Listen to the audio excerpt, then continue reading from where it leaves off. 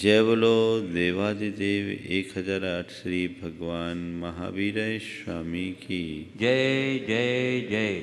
अहिंसा परमो धर्म की जय जय जय। परम पूज्य आचार्य गुरुवर श्री विद्यासागर जी महाराज की जय जय जय। परम पूज्य 108 मुनिवर श्री प्रमाण सागर जी महाराज की जय जय जय। मुनिवर श्री अरहत सागर जी महाराज की जय जय जय। नमोस्तु गुरु जी। हर मनुष्य की प्रवृत्तियां हैं। प्रवृत्तियां 24 घंटे चलती है। प्रवृत्ति मतलब हमारी एक्टिविटी। कभी हम मन से करते हैं, कभी वचनों से करते हैं, तो कभी शरीर से करते हैं। किसी भी व्यक्ति के विषय में हम जब सोचते हैं तो हमें ये पता नहीं लगता कि उसके मन में क्या है, लेकिन उसके वाचिक और शारीरिक प्रवृत्तियों से हम उसके बारे में कुछ आकलन कर सकते हैं। उसका व्यवहार कैसा है, उसकी भाषा कैसी है, इसके बल पर हम उसकी भावना का कुछ अंशों में अनुमान लगा सकते हैं। मेरे बारे में दूसरा मेरी भाषा और व्यवहार के बल पर जानेगा, पर मैं अपने मन के बल पर भी अपने आप को जान सकता हूँ। मैं कहाँ हूँ इसका अंदाज मुझे मेरी मानसिकता से लगेगा। मेरा मन कैसा है इसके आधार पर मैं अपने स्तर को माप सकता हूँ। वचन और काय की जो प्रवृत्ति है वो बाहर दिखती है, मन अंतर्गत होता है। और इस मन वचन काय की प्रवृत्ति के पीछे कारक और है। जैन मनोविज्ञान में बहुत सूक्ष्मतम विश्लेषण है हमारे मन का। हम जो प्रवृत्ति कर रहे हैं, इस प्रवृत्ति के पीछे कोई और फोर्स है जो दिखता नहीं है। चाहे वो शरीर की प्रवृत्ति हो, चाहे वचनों की प्रवृत्ति हो, चाहे ये बाहर दिखने वाले मन की प्रवृत्ति हो, ये प्रवृत्ति कहीं से प्रेरित है और उसको मापने की विधा जैन दर्शन में बताई गई है। और उसके लिए एक शब्द आता है लेशा। लेशा मतलब हम अपनी प्रवृत्तियों को कैसे समझे। हमारे यहाँ कहा गया कर्म बंध का मूल कारण लेशा है। और वो लेशा है क्या? प्रवृत्ति नहीं। कषायोदयानुरंजित योग प्रवृत्तिर लेशा। कषायों से रंगी हुई प्रवृत्ति का नाम लेशा है।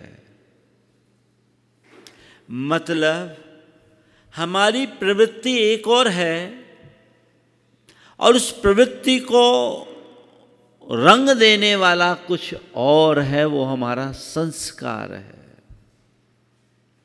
जो कभी मिथ्यात्व से प्रेरित होता है, कभी कषाय से प्रेरित होता है।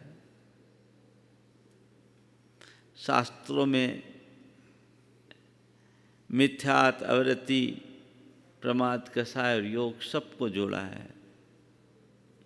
मैं अभी संक्षेप में कहता हूँ, हमारी प्रवृत्ति है और उस प्रवृत्ति के पीछे कुछ है।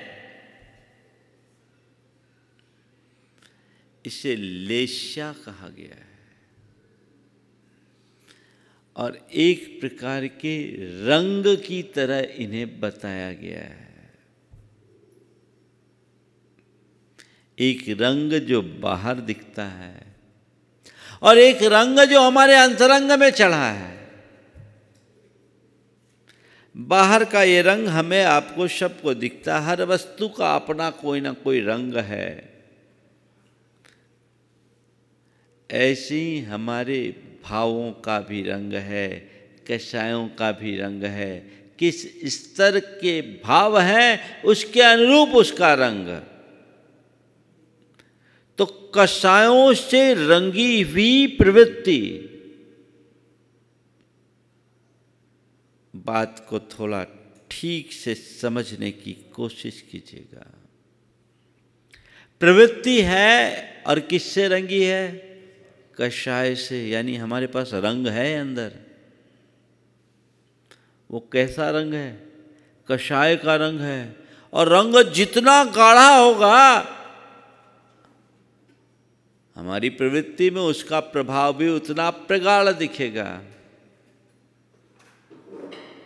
जैसा रंग होगा वैसी झलक दिखेगी। तो कषायों का रंग हमारे अंतरंग में है। 4 शब्दों की चर्चा करूंगा। अंतरंग, रंग, तरंग और ढंग। अंतरंग, रंग, तरंग और ढंग। हमारे अंतरंग में यानी हमारी अंतरात्मा में जो है निष्कलुष, पवित्र, शुद्ध, विशुद्ध, लेकिन अनादि के संस्कारों के कारण कषायों का रंग घुल गया है। वो रंग घुला हुआ अंदर भरा पड़ा है।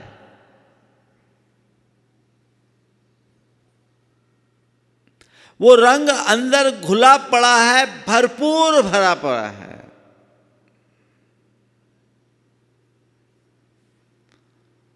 उस रंग की तरंग उठती है तो हमारी प्रवृत्तियों का ढंग बदल जाता है। बात को ठीक तरीके से समझिए। थोड़ी गहरी है लेकिन बहुत व्यवहारिक है और मूल में हम जाएंगे तो अपने जीवन में बहुत बड़ा बदलाव घटित कर सकते हैं। अंतरंग हमारी अंतरात्मा है जो शुद्ध है, विशुद्ध है। उसमें घुला हुआ है रंग जो हमारे विकारों का है, जो हमारे दोषों का है, जो हमारे दुर्बलताओं का है। अगर शब्द शास्त्र की भाषा में हम कहें तो कषायों का है। ये रंग चढ़ा हुआ है, घुला हुआ है। अब इस रंग में तरंग उत्पन्न होती है। घुला हुआ रंग है, तरंग होगी। हमारी प्रवृत्तियां हुई, हमारी प्रवृत्तियां हुई। उस प्रवृत्ति में इस रंग का जैसा पुट होता है, व्यक्ति के जीने का वैसा ढंग बन जाता है। हमारे संपर्क में अनेक प्रकार के लोग मिलते हैं। कुछ लोग होते हैं जो बड़े शांत, सुशील, भद्र परिणामी, हर पल क्षमता में लीन रहने वाले होते हैं। कुछ लोग होते हैं जो बड़े संतोषी, सेवाभावी, कृपालु प्रवृत्ति के होते हैं। कुछ लोग होते हैं जो सात्विकता से अपना जीवन जीते हैं। तो कुछ लोग ऐसे होते हैं जो बड़े लालची होते हैं। बड़े लालची होते हैं हमेशा अपनी प्रशंसा सुनने के आदी और अभ्यासी होते हैं, दूसरों को ठगने की कोशिश करते हैं। थोड़ी सी प्रशंसा कर दो तो फूल जाते हैं। इस तरह की प्रवृत्ति करने वाले लोग होते हैं, दूसरों की निंदा करने में तत्पर होते हैं, दूसरों को ठगने में तत्पर होते हैं। ऐसे लोग भी होते हैं। कुछ लोग ऐसे होते हैं जो बड़े तीव्र स्वभाव वाले होते, उग्र मिजाजी होते हैं। और कुछ लोग तो ऐसे होते हैं जो प्रचंड स्वरूप धारण किए हुए होते हैं, देखने को मिलते हैं। मैंने ऊपर से नीचे की बात की, अब मैं नीचे से ऊपर चलता हूं। एक व्यक्ति है जो एकदम प्रचंड स्वभावी है, मैं एक को आधार लेकर के चलता हूं। केवल हम क्रोध रूप परिणाम को लेकर के चलते हैं। एकदम ऐसा प्रचंड जो किसी के बस में ना हो।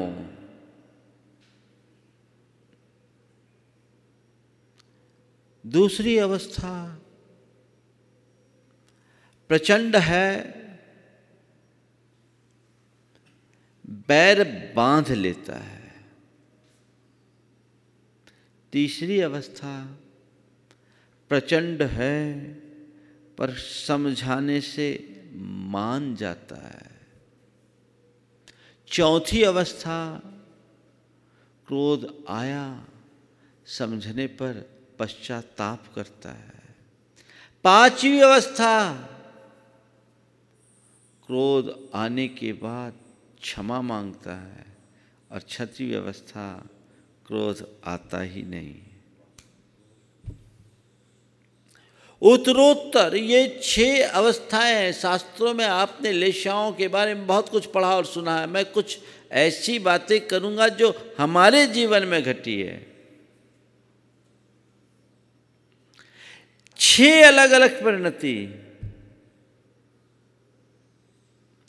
ये 6 व्यक्तियों की परिणति है ना, जो उनके अंदर के कसायिकता को दर्शाती है।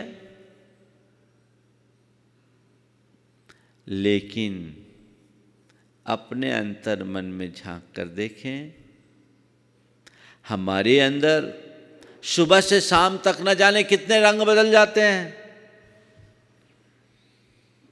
इस धरती पर एक प्राणी ऐसा है जो अपना रंग बदलता है, उसे गिरगिट कहा जाता है ना। गिरगिट एक ऐसा प्राणी है जो अपना रंग बदलता है। प्रकृति ने उसे रंग बदलने का गुण दिया है,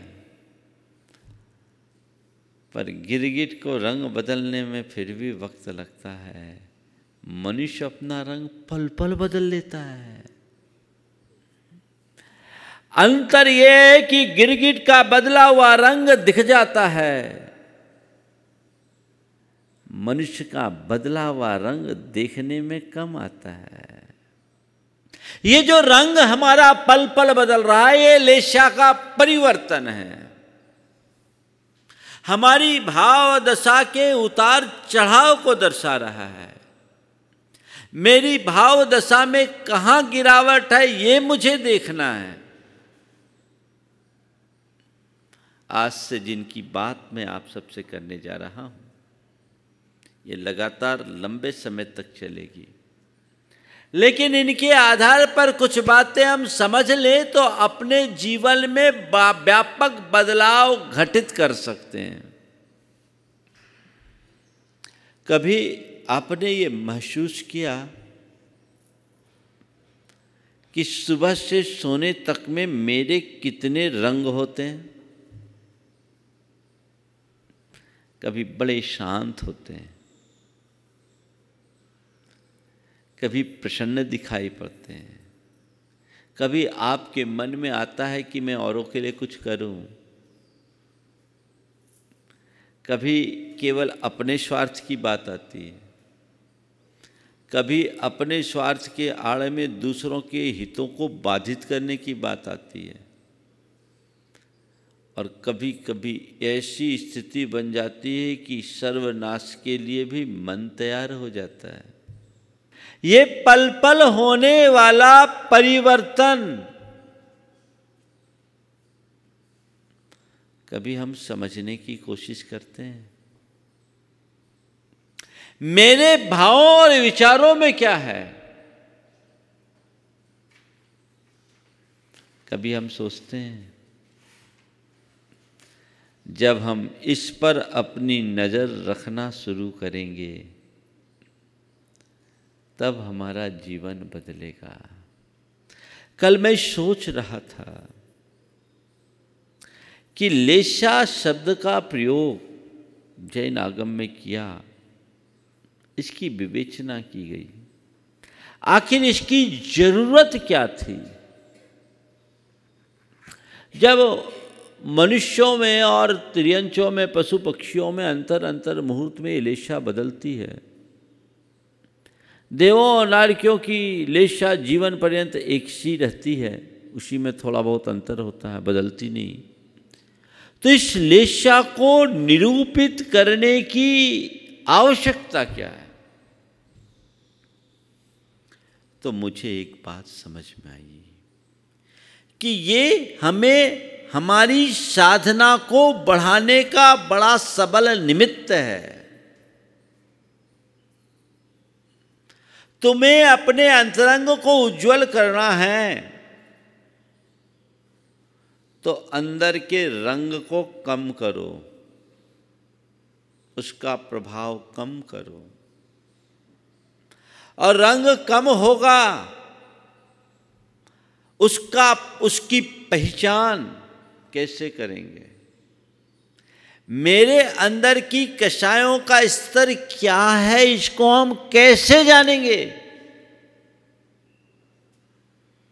तो कहते हैं हर पल अपनी लेशा का ध्यान धरो। अलग अलग लेशा वाले जीवों के अलग अलग जाति के परिणाम बताएं, उन परिणामों को देखो और समझ लो अंदर अभी कौन से रंग की तरंग आ रही है। उसे शांत करना है, उसे साफ करना है, तो पहले रंग को पतला करो, उसे डाइल्यूट करो, धीरे धीरे धीरे धीरे धीरे धीरे। तो गाढ़े रंग को पतला करने का उपाय क्या होता है? गाढ़ा रंग होता है, उसको डाइल्यूट करने के लिए क्या करते हैं? पानी मिलाते जाओ, पानी मिलाते जाओ, मिलाते जाओ, मिलाते जाओ, मिलाते जाओ। धीरे धीरे धीरे धीरे जब पानी की मात्रा बढ़ जाएगी तो रंग का पता ही नहीं चलेगा। तुम्हारे अंदर जो कषाय का रंग चढ़ा हुआ है, ज्ञान का पानी डालते जाओ, भावना का पानी डालते जाओ, ज्ञान और भावना का पानी उसमें निरंतर डालते जाओ, डालते जाओ, डालते जाओ, डालते जाओ, तब तक जब तक उस रंग का वजूद समाप्त ना हो। ये मन को धोने का सशक्त माध्यम है। मुझे लगता है कि हम लोग शास्त्रों की बातें पढ़ते हैं पर उसे दिमाग की खुराक बनाकर रख लेते हैं। मेरे चिंतन में बात बार बार आ रही कि वाकई में लेशा के वर्णन की जरूरत क्या है। हमारे शास्त्रों में इसके विषय में बहुत कुछ लिखा गया है, बहुत कुछ लिखा गया। धौला में तो 16वीं पुस्तक केवल लेशा से ही है, बहुत विस्तार से वर्णन।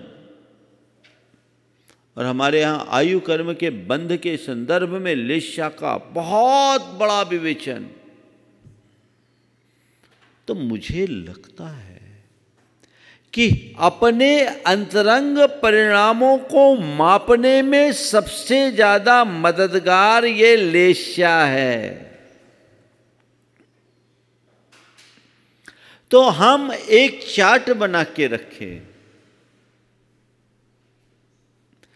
इस रूप के भावों से ये लेस्या, इस रूप के भावों में ये लेस्या, इस रूप के भावों में ये लेस्या, इस रूप के भावों में ये लेस्या। जैन जगत में एक बहुत सुंदर उदाहरण मिलता है। मैं आम जनों को पूरी तरह याद हो जाए इसलिए उसका उल्लेख करते हुए अपनी बात को आगे बढ़ा रहा हूं कि लेस्या क्या है। शास्त्र में कृष्ण, नील, कापोत, पीत, पद्म, शुक्ल, ये 6 लेस्या है। कृष्ण यानी काला, डार्क। नील, उसकी अपेक्षा उसमें डार्कनेस कम है। और कापोत, कबूतर के जैसा रंग, स्लेटी कलर, अपेक्षाकृत इसका डार्कनेस कम है। ये तीनों अशुभ लेस्याएं हैं जिनकी रंग अच्छी नहीं दिखती।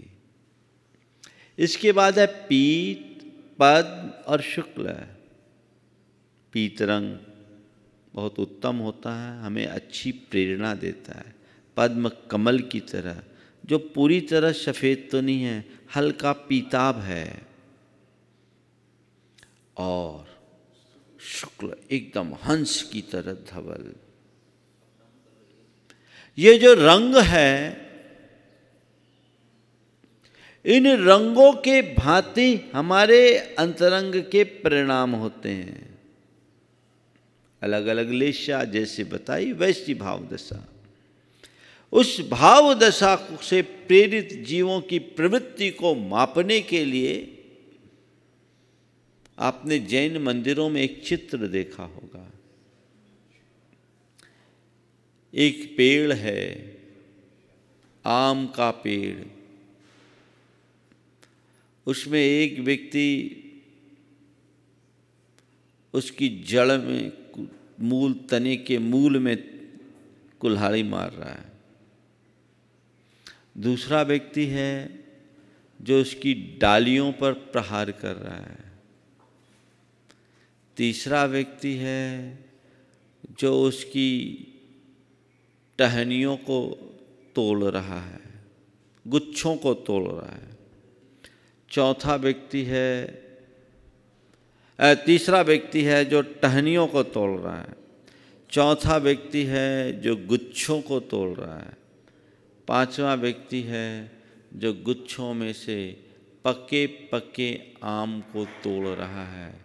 और छठवां व्यक्ति है जो जमीन में गिरे हुए आम को बिन रहा है।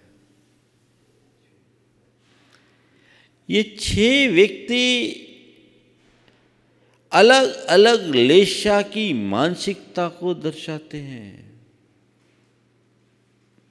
ये समझे कि 6 व्यक्ति वन में चले, उन्हें भूख लगी, खाने को कुछ नहीं था, आम से लदा हुआ पेड़ देखा, पहले ने बोला वाला आम खाना है, पेड़ ही गिरा दो, छक्कर आम खाएंगे। दूसरा कहता है भैया इतनी मेहनत की ज़रूरत नहीं, इतना आम खाने की, इतने पेड़ को नष्ट करने की ज़रूरत नहीं, एक डाल गिरा देते काम हो जाएगा। खाने वाले हम 6, इतनी डाल गिरा के क्या करोगे? मैं एक छोटी सी शाखा गिराता हूँ, एक टहनी गिराता हूँ, बहुत आम लगे हैं, जी भर के खाएंगे।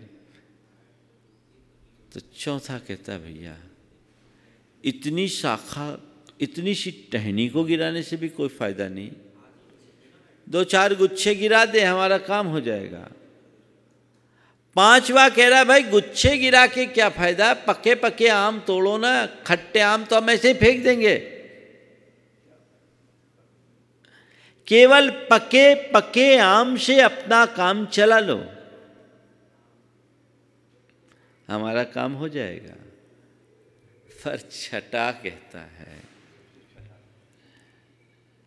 कि भाई इतनी मशक्कत की कोई जरूरत नहीं है, पहले से इतने सारे आम गिरे हुए हैं, वो भी हमारी जरूरत से कहीं कुछ ज्यादा है, इसे चुन लो और अपना काम चला लो। इन 6 लोगों की मानसिकता के अनुरूप ही लेशा के परिणाम हैं।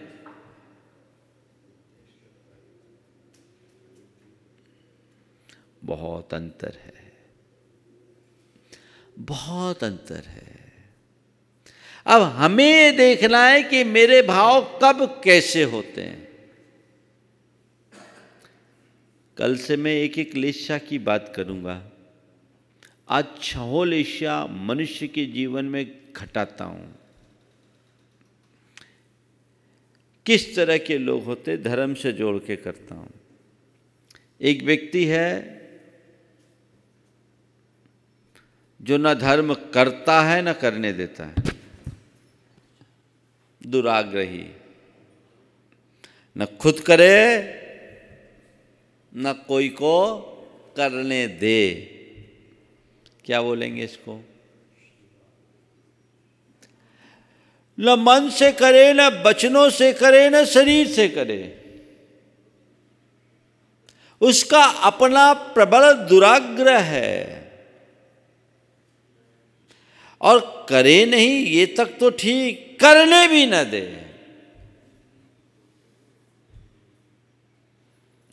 जैसा मैं चाह रहा हूं वैसा ही हो, यह मनस्थिति कई बार होती है।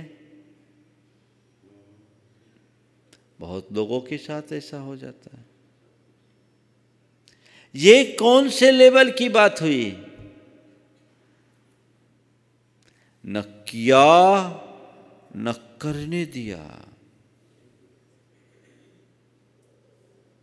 ये है कृष्ण लेशा का परिणाम। न मन से, न वचन से, न शरीर से, कोई को कुछ नहीं करने देंगे। देखिए, मन में तो मैंने सोच लिया मैंने धर्म करूंगा ना करने दूंगा। वचनों से मैंने निषेध कर दिया, यहाँ कोई किया तो मजाल नहीं है उसकी कर सके। अगर करने के लिए आया हमने आगे आकर रोक भी दिया उसको। ये एक परिणाम है। दूसरे लेवल का है, मैं नहीं करूंगा। दूसरों को रोका नहीं, पर मैं नहीं करूंगा। जिसको करना वो करे। बहुत सारे लोग होते हैं ऐसे जो खुद मंदिर नहीं आएंगे, अपनी धर्मपत्नी को या माताजी को मंदिर छोड़ने आ जाएंगे, मंदिर तक छोड़ देंगे। और जब तक वो घंटे भर तक पूजा कर रही है तब तक चाय की दुकान में खड़े होकर गप्पे ठोकते रहेंगे, लेकिन मंदिर आने की जहमत नहीं उठाएंगे।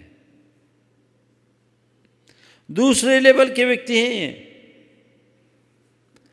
करने देता है पर करता नहीं। मुझे नहीं करना है तो अज्ञानी न, पर पहले की अपेक्षा थोड़ा ठीक है। पहले की अपेक्षा ठीक है। तीसरा इससे आगे है, करता है पर अविवेक से। कर तो रहा है लेकिन विवेक के बिना। उसने वस्तु के स्वरूप को जाना नहीं। अविवेक से, अंधानुकरण करके, अंधविश्वासों से भरकर, भय और लोभ से प्रेरित होकर, समाज की प्रतिष्ठा को दिखाने के उद्देश्य से कर रहा है धर्म, पर परिणाम है बिल्कुल अलग। अविवेक से उसके स्वरूप को नहीं जान रहा है, उसमें कुछ भी है, गलतियां भी कर रहा है, दोष भी लगा रहा है, सामायिक कर रहा है, पर बस बैठने का नाम सामायिक मान लिया, सामायिक के नाम पर ऊँघे जा रहा है। और उसको अनदेखा कर रहा है, ये क्या हुआ? कौन से लेशा के परिणाम हो गए? उसके अंदर विवेक नहीं, जागरूकता नहीं। कर रहा है पूजा पाठ, भक्ति, व्रत, नियम, त्याग, तपस्या, संयम सब, लेकिन विवेक बुद्धि का अभाव, विवेक बुद्धि का अभाव, ये एक परिणाम। चौथे लेवल का इससे आगे, कर रहा है, ज्ञानपूर्वक कर रहा है, पर क्वचित कदाचित दोष लगने पर पश्चाताप हो रहा है। समझ के साथ कर रहा है, जागरूकता के साथ कर रहा है, दोष लगने पर पश्चाताप कर रहा है, प्रायश्चित कर रहा है। ये चौथे स्तर के परिणाम है। नहीं, मैं अपने व्रत को, मैं अपने नियम को, मैं अपने पूजा पाठ को, मैं अपने धार्मिक कर्तव्यों को अपने आत्महित के लिए कर रहा हूँ, अपने अंतरंग की शुद्धि के लिए कर रहा हूँ, और इसमें मुझे पूर्ण तत्परता रखनी है। पर क्वचित कदाचित दोष लगता है तो मन कचोटता है, अरे मैंने गलत कर दिया।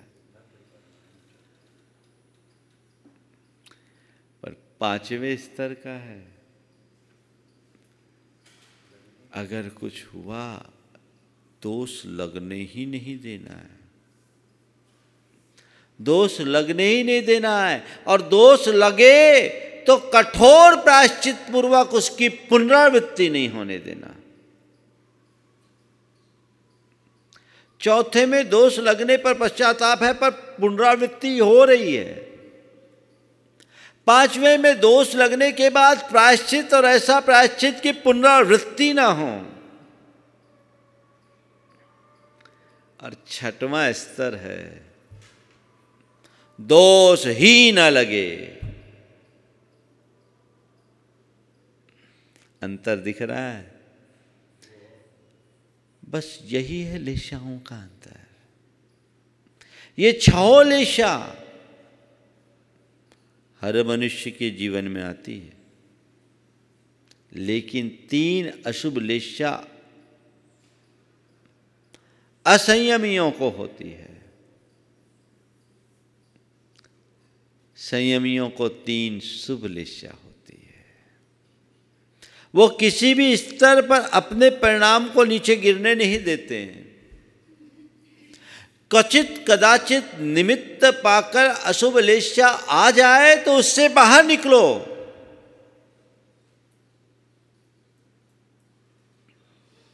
और बाहर निकलने का उपाय आज आपको बता रहा हूं। कल से पर्टिकुलर एक एक लेशा के परिणामों की चर्चा करूंगा, और उनसे हमें कैसे बचना है इसका कुछ मार्गदर्शन भी करूंगा।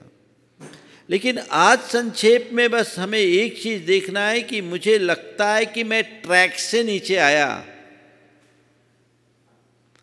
तत्क्षण अपनी निंदा गरहा कीजिए। एक बहुत सुंदर उपाय है। व्यक्ति एक स्थान पर बैठे, सुबह से शाम तक के अपने विचारों को रिकॉल करे और उन विचारों का तटस्थ भाव से समीक्षण करे, देखे, उनका एनालिसिस करके देखे कि मैं कहाँ कहाँ गलत हूँ, मैंने क्या क्या गलत किया। जो मैंने गलती की उसकी निंदा करो, उसके प्रति पश्चाताप हो, पुनरावृत्ति न करने का संकल्प लो, और उसके लिए भावना योग का आलंबन लो। कुछ कमांड अपने साथ जोड़ो। देखे कि फ्रिक्वेंटली कौन सी दुर्बलता मुझ पर ज़्यादा हावी हो रही है, जो मेरे चिंतन के स्तर को गिरा रही है। मुझे सबसे पहले उसे नियंत्रित करना है। अपने भाव और बर्ताव में सुधार लाने का ये बड़ा अच्छा रास्ता है। कई लोग सामायिक करते हैं ना, मैं आपको सामायिक का एक दूसरा तरीका बताना चाह रहा हूँ आज। जिनको सामायिक में ज़्यादा नींद आती है, वो नींद कहीं ना कहीं प्रमाद और अरुचि का द्योतक है। आपका मन नहीं लगता सामायिक में, कुछ मत करो, एक दूसरा प्रयोग करो। कॉपी पेन लेके बैठो और सामायिक करते समय जो जो विचार आते जाए लिखते जाओ।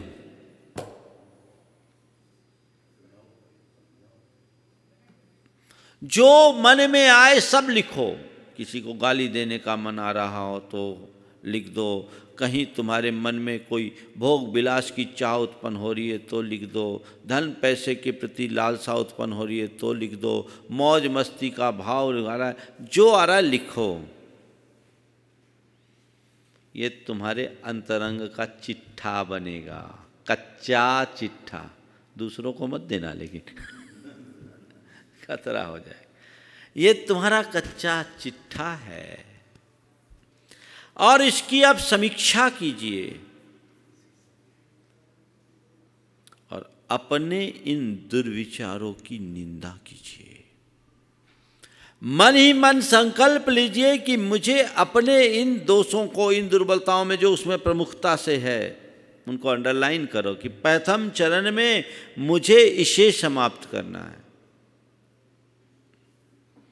और उसे अपनी साधना का हिस्सा बनाइए।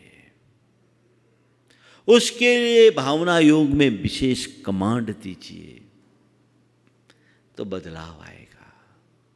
बंधुओं, एक बात मैं आप सबसे कहना चाहता हूं, साधना केवल भेष बदलने का नाम नहीं है। साधना जीवन के रूपांतरण के अभ्यास का नाम है जो सतत होना चाहिए। हम लोगों में एक कमी दिखती है, लोग साधक का बाना तो पहन लेते हैं लेकिन साधना की शुरुआत नहीं कर पाते। बंधी बंधाई रूटीन में जीने का नाम साधना नहीं है। अपनी वृत्तियों और प्रवृत्तियों में बदलाव घटित करने का नाम साधना है। वो घटना चाहिए। हर धर्मी के जीवन में ये बातें आना चाहिए। अंतरंग की तरफ आप सजग हो जाओ, सावचेत हो जाओ तो बहुत बड़ा बदलाव घटित कर सकते हो।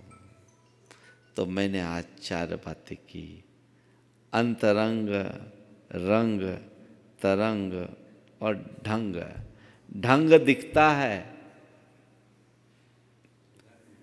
तरंग और रंग हमें नहीं दिखता और अंतरंग तो दबा हुआ है।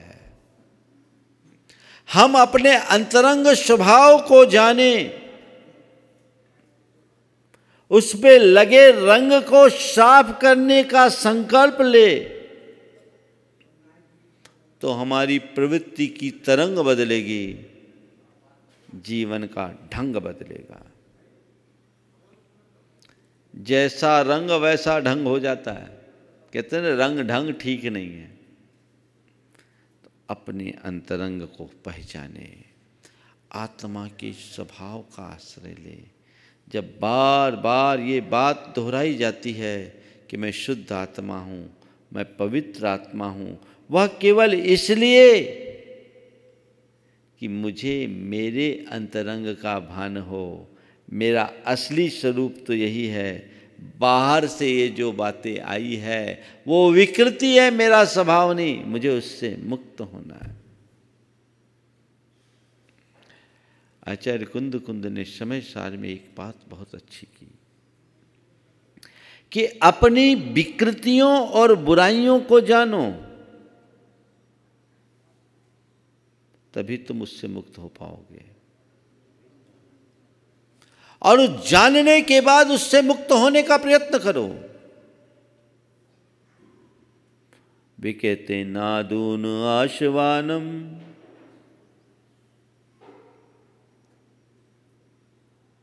अधुमनिच्चम नादून आशवानम। अपने आश्रवों को जानो, अशुभ असुचिपन को जानो। दुखस्य कारणंती तदो नियतिम कुन दीनानि। नादून आसवानम अधुमनिच्चम तहा असुचित्तम च दुखस्य कारणंती तदो नियतिम कुन जीवो। उन्हें जानकर, अशुभ अनित्य और असुचि जानकर, उससे दुख का कारण जानकर उससे निर्वृत्त हो, तो मुझे अपने भाव स्थिति का आकलन करना चाहिए। हर पल मुझे देखना चाहिए। चेहरे का रंग तो हर पल देखते हो, चेतना के रंग को देखने की कोशिश करो, जो कितना बदरंग हो गया है उसे सुधारना होगा, और उसे सुधारने के लिए हमें खुद प्रयत्नशील होना होगा।